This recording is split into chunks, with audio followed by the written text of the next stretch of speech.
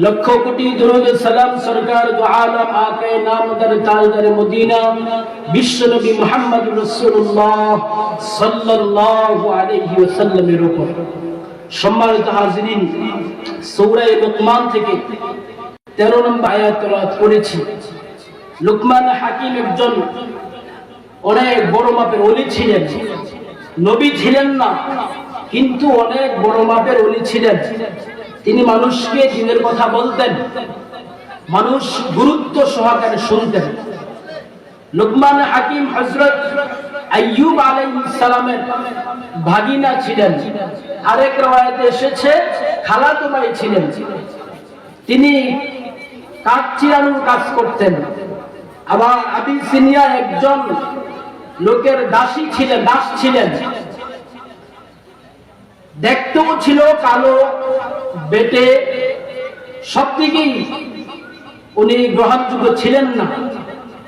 আমাদের সমাজ এরকম ক্ষমতাওয়ালা, টাকাওয়ালা, দেখতে সুন্দর আমরা প্রাধান্য দিয়ে থাকি, কিন্তু তিনি তেমন ছিলেন না। তিনি ছিলেন একদম দাস, কালো, বেটে, দেখতে অসুন্দর, কিন্তু আল্লাহ পাকের নিকট ছিলেন প্রিয় বান্দা।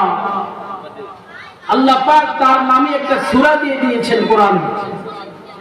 কত বড় ওলি ছিলেন। তিনি মানুষকে নসিহত করতেন, প্রায় 10,000 উপরে ওনার নসিহত আছে। তো তিনি এক সময় তার ছেলেকে নসিহত করলেন, 10টা নসিহত।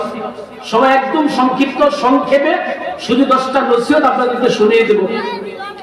আজকে আমাদের ছেলে মেয়েরা কথা শোনে না, ইসলাম মানতে চায় না, এমনকি বাবা মার খেদমত করে না। এক সময় বাবা মাকে বৃদ্ধাশ্রমে দিয়ে আসে, তার কারণ বাবা মা ছেলেকে মেয়েকে সঠিকভাবে পরিচালনা করে নাই। লুকমান হাকিমের 10টা নসিহত যদি আমরা ফলো করি, আমরাও আমাদের সন্তানদেরকে নসিহত করি, তাহলে আশা করি অনেকটাই কাজ হবে। তাছাড়া সন্তানের অনেকগুলো হক রয়েছে, বাবা মা সন্তানের হকগুলো আদায় করে না, যার কারণে সন্তান বড় হয়ে বাবা মার হক আদায় করে না। বাবা মার হক আছে প্রায় 15টি, সন্তানের হক আরো বেশি আছে, 15টি আছে, এগুলার বলার সময় নেই। তো লুকমান হাকিম তার ছেলেকে বলতেছেন, ওয়াইদ ক্বালা লুকমানু লিবনিহি ওয়া হুয়া ইয়াইযুহু ইয়া বুনাইয়া লা তুশরিক বিল্লাহ। আল্লাহ পাক রব্বুল আলামিন রাসূলকে বলেন, হে রাসূল আপনি জানিয়ে দেন, হে রাসূল আপনি স্মরণ করেন ওই সময়ের কথা যখন লুকমান হাকিম তার ছেলেকে ওয়াজ করতেছিল, নসিহত করতেছিল, ইয়া বুনাইয়া লা তুশরিক বিল্লাহ, হে আমার প্রিয় ছেলে তুমি আল্লাহর সাথে কাউকে শরীক করবে না। এক নাম্বার নসিহত, হুজুর লম্বা আলোচনা করেছেন শিরকের ব্যাপারে। এক নাম্বার, কারো সাথে আল্লাহর সাথে কাউকে শরীক করা যাবে না, অর্থাৎ শিরক করা যাবে না। ইন্না শিরকা লাযুলমুন আযীম, কারণ শিরক হলো বড় ধরনের গুনাহ। এক নাম্বার নসিহত, আমি আর ব্যাখ্যা দেওয়ার সময় নাই, শুধু নাম্বারগুলো মনে রাখবো। এক নাম্বার হলো শিরক করা যাবে না। আমরাও আমার সন্তানদেরকে এভাবে বলবো, তুমি শিরক করবে না, তুমি পূজায় যাবে না, মাথারে সেজদা দিবে না, এরকম ভাবে যেই যেই কাজগুলো করলে শিরক হয় এগুলি থেকে বেঁচে থাকা। 2 নম্বর নসিহত করতেছেন, ইয়া বুনাইয়া ইন্নাহা ইন তাকু মিসকাল হাববাতিন মিন খারদালিন ফাতাকুন ফি সাখরা আও ফিস সামাওয়াতি আও ফিল আরদি ইয়াতি বিহা আল্লাহ ইন্নাল্লাহা লাতীফুন খাবীর। লুকমান হাকিম তার ছেলেকে ডেকে বলে, আমার প্রিয় ছেলে, তাকওয়ার কথা বললেন। 2 নম্বর, তুমি যদি একটা আমল করো, ওই আমলটা যদি সামান্য পরিমাণ হয়, যারা পরিমাণ হয়, আর ওই আমলটা যদি পাথর আমল করো, ভালো করো, গুনাহ করো, সামান্য পরিমাণ আমল করো অথবা সামান্য পরিমাণ গুনাহ করো, এটা যদি পাথরের মধ্যে হয় অথবা আসমানে হয় অথবা জমিনে হয়, যেখানে হোক না কেন এটা আল্লাহ পাক নিয়ে আসবেন। আল্লাহ পাক এটা হিসাব নেবেন, হিসাব দিবেন, দেখবেন। অর্থাৎ তুমি যেখানেই সামান্য থেকে সামান্য আমল করো অথবা গুনাহ করো, আল্লাহ এটার হিসাব তোমাকে দিয়ে দিবেন। তাকওয়া উদাহরণ দিয়ে দিলেন, তাকওয়া বুঝাইলেন। আল্লাহর ভয় করবা, তুমি গোপনে আমল করো, যেখানেই থাকো, পৃথিবীর কেউ তোমাকে দেখছে না, দেখছেন একজন কে? আল্লাহ। আমাদের মেসেজ, আমরা অনেক যুবক ভাইয়েরা গোপনে গোপনে গুনাহ করি। আমার আত্মীয় স্বজন কেউ দেখে না, ল্যাপের নিচে মোবাইল দেখি, অশ্লীল জিনিস দেখি, শরীয়ত বিরোধী জিনিস দেখি, কেউ দেখছে না। একজন দেখছেন, তিনি কে? আল্লাহ। 2 নম্বর মেসেজ, তুমি তাকওয়া অবলম্বন করবে। যেই পরিমাণ গুনাহ করো না কেন, আল্লাহ তোমার হিসাব দিবেন। যেই সামান্য পরিমাণ নেক আমল করো, এটার আল্লাহ পাক তোমাকে জাযা দিবেন। অতএব আল্লাহর চোখ ফাঁকি দেওয়া সম্ভব না। ইন্নাল্লাহা লাতীফুন খাবীর, আল্লাহ পাক সূক্ষ্ম সূক্ষ্ম বিষয় দেখেন, সব বিষয় তিনি জানেন। সমুদ্রের নিচে অন্ধকার অন্ধকার, একদম সমুদ্রের নিচে তিনি দেখেন। এমনকি একটা পাতাও যদি পড়ে, সেটাও তিনি দেখেন। একটা পাতা পড়েছে, এটাও তার জানার বাহিরে থাকে না। পৃথিবীতে যেখানেই যা হয় সব কিছু তিনি জানেন। তিনার চোখের সামনে কোনো কিছুই অজানা থাকে না। এই জন্য সাবধান, আমরা যারা গুনাহ করি, গুনাহ ছেড়ে দিব।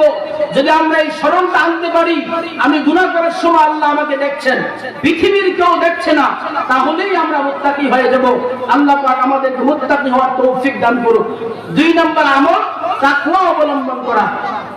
3 নম্বর আমল বলতেছেন, লুকমান হাকিম তার ছেলেকে বলেন, ইয়া বুনাইয়া আকিমিস সালাহ, আমার প্রিয় সন্তান, নামাজ কায়েম করবা। কি কায়েম করবেন? নামাজ। আজকে আমরা অনেকেই আছি, আমি নামাজ পড়ে, আমার সন্তানের নামাজ পড়ে না, আমার ফ্যামিলির কেউ পড়ে না, আমি তাদেরকে বলিও না, আদেশও করি না, লজ্জা পাই। সন্তানকে নামাজের কথা বলতে কি পাই? লজ্জা পাই। ভাতিজাকে, নিজের প্রতিবেশীকে বলতে লজ্জা পাই, অথচ কত বড় সওয়াবের কাজ। এজন্য সকলেই নিজের ফ্যামিলির দিকে মনোযোগ দিব। আমার ফ্যামিলির প্রতিজন সদস্য কে নামাজ পড়ছে, কে পড়ছে না, বাবা হিসাব নেবেন। হিসাব না নিলে এই সন্তান আপনার বিরুদ্ধে হাসরের ময়দানে অভিযোগ করবে। তারা বলবে, আল্লাহ আমি দিন বুঝতাম না। মেয়েও বলবে, স্ত্রীও বলবে, কিন্তু আমার বাবা আমাকে দিন বুঝাই নাই, আমাকে কখনো বলে নাই, উনি একা একাই নামাজ পড়েছে, আমাকে নামাজের কথা বলে নাই, শাসন করে নাই।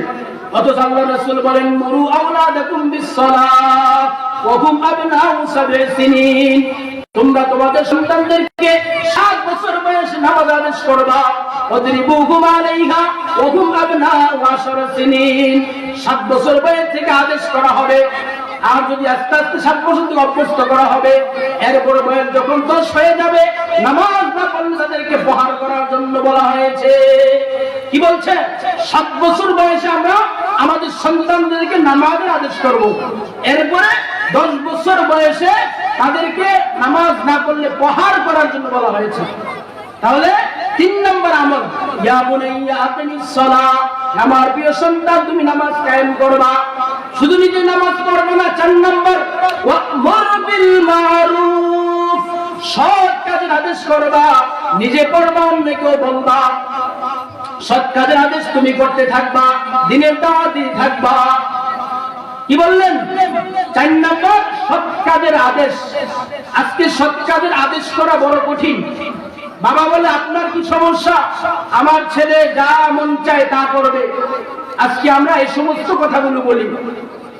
একজন তাকে শাসন করলে উল্টা রিপিট করা হয়, তাকে উল্টা ধমক দেওয়া হয়, আপনি কেন আমার সন্তানকে শাসন করা, আপনি কে? নিজের চরকায় তেল দেন। এই ধরনের ভাষাগুলো আমরা ইউজ করি, এগুলো উচিত না।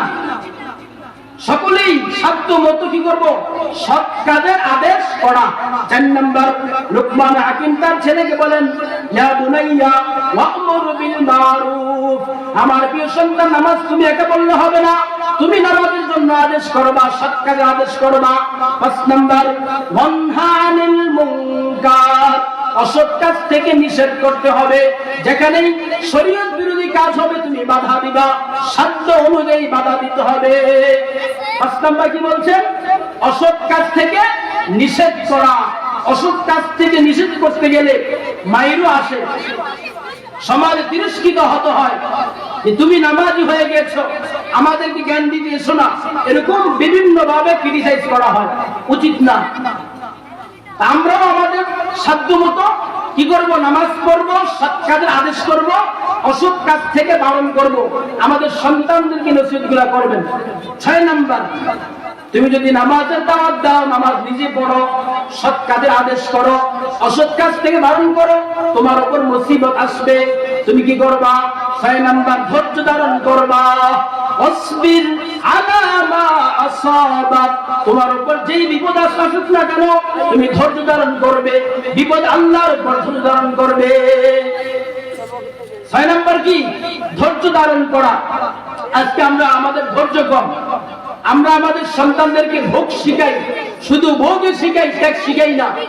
সন্তান যা চাই তাই দিয়ে দেই, বিশেষ করে মোবাইল। এই যে ছেলে মেয়েরা আজকে নষ্ট হওয়ার একমাত্র কারণ অ্যান্ড্রয়েড সেট। ছোট বাচ্চা থেকে নিয়ে বড় পর্যন্ত 20 বছর 25 বছর পর্যন্ত মোবাইল আমরা দিয়ে দিচ্ছি।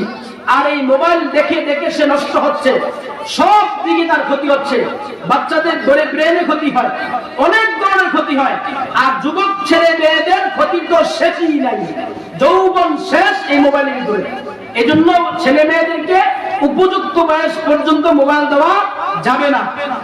তো তিনি 6 নম্বর আদেশ করলেন, তুমি অসবির আলা মা সাবাক, তোমার উপর যে মুসিবত আসবে তুমি ধৈর্য ধারণ করবে। সবর হলো 3 প্রকার। সবর আলাল তাআ, আনুগত্যের উপর সবর করা। আল্লাহ পাকের আনুগত্য করার জন্য কি করতে হয়? সবর করতে হয়। 2 নম্বর, সবর আলাল মুসিবা, তোমার উপর মুসিবত আসবে তখন তুমি সবর করবে। 3 নম্বর, সবর আলাল মাসিয়া, গুনাহ থেকে বেঁচে থেকে সবর করা। আল্লাহ পাক আমাদের সকলকে সবর করার তৌফিক দান করুন। 7 নম্বর, লোকমান হাকিম বলেন, ওয়ালা তুসাইর খাদ্দাকা লিন-নাস, আমার প্রিয় সন্তান তুমি মানুষকে অবজ্ঞা করিও না। কি বললেন? মানুষকে অবজ্ঞা করিও না, ক্রিটিসাইজ করিও না, মানুষের থেকে মুখ ফিরিয়ে নিও না। সমাজ অনেক মানুষ এমন আছে, অনেক সন্তান এমন আছে, বাবা টাকা পয়সার মালিক, আরেকজনকে মানুষই মনে করে না, আরেকজনের সাথে কথাই বলতে চায় না, মুখ ভেসকি মারে, মুখ ফিরিয়ে নেয়, তাকে সালাম দিলে সালাম নিতে চায় না, তার অহংকার। আল্লাহ নিষেধ করলেন। লোকমান হাকিম তার ছেলেকে বললেন, তুমি এমন করবে না, মানুষের থেকে মুখ ফিরিয়ে নিবে না। ওয়ালা তুসাইর খাদ্দাকা লিন-নাস, আমার প্রিয় সন্তান অহংকার বশত মানুষের থেকে তুমি মুখ ফিরিয়ে নিবে না। মানুষের সাথে সৎভাবে কথা বলবে, সুন্দর আচরণ করবে, যাতে করে তোমার ব্যবহারে বোঝা যায় তুমি একজন বংশীয় ছেলে, একজন ভালো ঘরের ছেলে। আজকে আমার অনেক যুবক ভাইয়ের এমন করে, তার সাথে কথাই বলা যায় না, মানুষের সাথে খারাপ আচরণ করে, এটা নিষেধ। 7 নম্বর, 8 নম্বর তিনি বলতেছেন, ওয়ালা তুসাইর খাদ্দাকা লিন-নাস ওয়ালা তামশি ফিল আরদি মারহা, আমার প্রিয় ছেলে তুমি ধম্ম করে জমিনে চলবে না, অহংকার করবে না, অহংকার করে জমিনে চলাফেরা করবে না। 8 নম্বর কি বললেন? অহংকার করা। এই অহংকার মনে আমাদের মাঝে নাই, অহংকার করা যাবে না। আমরা তো আমাদের সন্তানদেরকে নসিহত করি, দুনিয়ার জন্য নসিহত করি, তুমি একটু ভালো কাজ করো, দুনিয়ার জন্য ফিকির করো, দুনিয়া অর্জন করো। মানে কিভাবে সারা দিন পুরো ফ্যামিলি বাপ বেটি সবাই মিলে এই ফিকির, যে দুনিয়া কিভাবে অর্জন করা যায়, আখিরাত অর্জন করার ফিকির কারোই থাকে না। অথচ লোকমান হাকিম তার ছেলেকে বলেন, আমার ছেলে তুমি অহংকার করবে না, মানুষের সাথে অহংকার করা যাবে না। কেননা ইন্নাল্লাহা লা ইউহিব্বু কুল্লা মুখতালিন ফখুর, আল্লাহ পাক অহংকারীকে পছন্দ করে না, দাম্ভিককে পছন্দ করে না। আল্লাহ রাসূল বলেন, যেই ব্যক্তির মাঝে সরিষা দ্বারা পরিমাণ অহংকার থাকবে, লা ইয়াদখুলুল জান্নাহ, ওই ব্যক্তি জান্নাতে যেতে পারবে না। নাউযুবিল্লাহ। এজন্য আমরা কি করব না? অহংকার করব না, আমাদের সন্তানদেরকেও নিষেধ করব। 9 নম্বর নসিহত করেন লোকমান হাকিম তার ছেলেকে বলেন, ওয়াকসিদ ফি মাশিক, তুমি জমিনের মধ্যে চলবা মধ্যম গতিতে। কি গতিতে? মধ্যম গতিতে চলবা, খুব জোরে চলবা না, আবার খুব আস্তেও না। আজকে যুবক ছেলেরা চলে আস্তে আস্তে, মোবাইল টিপার সামনে চলে, অথবা খুব দ্রুত যায়। অহংকার করে আরেকজনকে ধাক্কা দিয়ে দেয়। নিষেধ করবেন সন্তানকে, সুন্দর করে ছেলেকে ডাকবেন আর বলে দিবেন, আমার ছেলে তুমি আমার বংশের মর্যাদা রক্ষা করবা, আমার মান সম্মান রক্ষা করবা। তুমি যখন চলবা নম্র ভাবে চলবা। কিভাবে চলবা? মধ্যম গতির চলবা। নিষেধ করা হলো তুমি চলার মধ্যে কি করো? মধ্যম গতি অবলম্বন করো। আরেক হাদিসে আল্লাহ পাক অন্য জায়গায় বলেন, ওয়াইবাদুর রহমানিল্লাযীনা ইয়ামশুন আলাল আরদি হাওনা। রহমানের বান্দা তো তারা যারা দুনিয়ার মধ্যে নম্রভাবে চলাফেরা করে। এটা একটা